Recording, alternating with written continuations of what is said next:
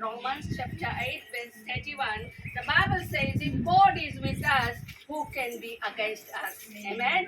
अगर परमेश्वर हम लोग के साथ है तो कौन हमारे विरोध में खड़ा हो सकता है?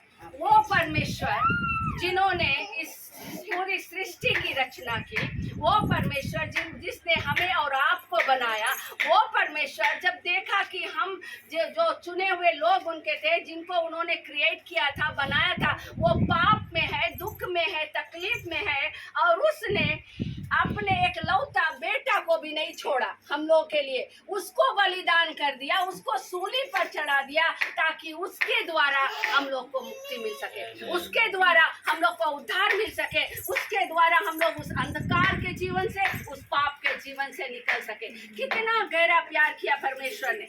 तो जब हम सब उनके चुने हुए बच्चे हैं, उनके चुने हुए लोग हैं, तो परमेश्वर तो कौन हम लोग पर दोष लगाएगा? कैसे कोई हम लोग को दोष लगाएगा? क्योंकि परमेश्वर कहता है कि वो हमेशा हमारे साथ है, वो ना कभी सोता है। साम्स 121 वर्स 4 में कहा कि वो ना कभी सोता है ना कभी ऊँघता है, उसका नजर अपने चुने हुए लोगों पर हमेशा रहता है। तो जब प्रभु हमारे साथ खड़ा है तो कौन हमारा विरोध कर सकता है? Let's give a big hand to the Lord.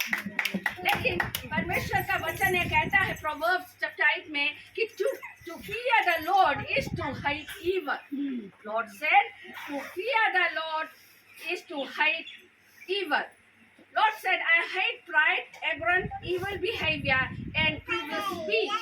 परमेश्वर उन्हीं लोगों का साथ देता है, प्रिय लोग, जो परमेश्वर के भय मानने वाला हो, आमीन, जिसके अंदर परमेश्वर का डर हो। जो कुछ भी वे लोग करते हैं, अगर कोई भी कार्य को करते हैं, उनके अंदर ये डर होना चाहिए कि या मैं सही कर रहा हूँ या गलत कर रहा हूँ।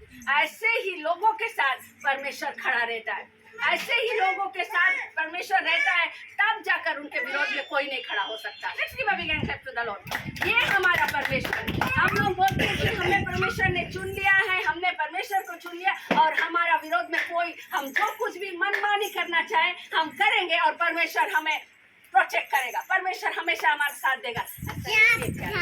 ऐसा नहीं है।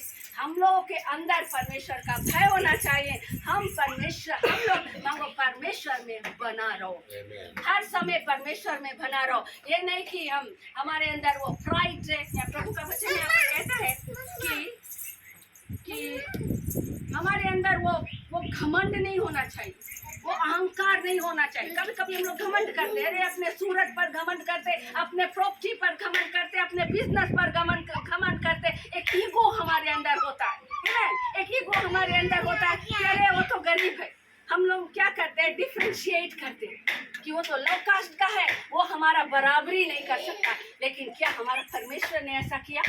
परमेश्वर ने कहा कि मैं सारे जगत, सारे संसार से ऐसा प्रेम किया कि अपना एक लौता पुत्र को दे दिया।